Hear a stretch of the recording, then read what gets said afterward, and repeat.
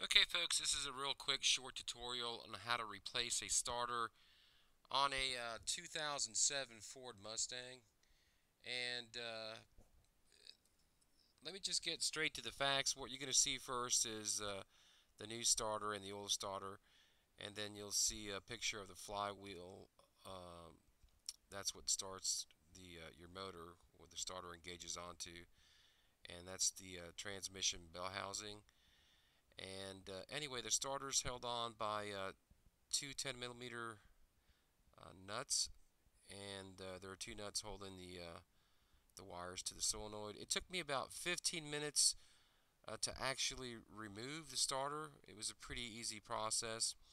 The hardest part is using a floor jack and knowing where to put the floor jack, because you can do damage to your car if you don't jack it in the right place, especially on a Ford Mustang. It doesn't have your typical heavy-duty frame like a truck. So you just have to, once you get under it with a light, you can kind of see where those jack points are toward the end of this video.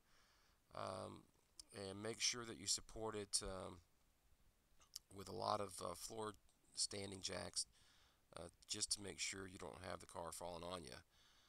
So be real careful on that.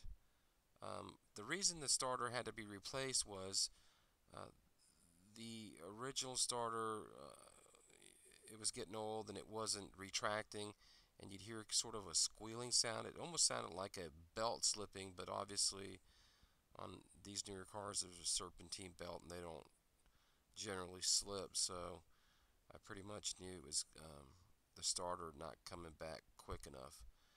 So anyway, pretty easy to change. If you're pretty decent mechanically wise, you should be able to change it with no problem. Again, the hardest part was jacking it up high enough to get the car off the ground. Make sure you block the rear wheels, especially if it's a manual car, and I use actually four floor jacks and put it in certain spots just in case the car were to fall. I'd have a chance to get out. So anyway, I put it up here because I did a search online and didn't really see very many covering the 2007 Mustang. There were some older ones, but anyway, pretty easy to change. It cost about $148, and I had to turn in the core to get a $20 credit. So if you don't turn in the credit or the core, it's going to cost you about 161 with tax and all. So you can buy cheaper ones, but the one I purchased was had a lifetime warranty. So anyway, have fun.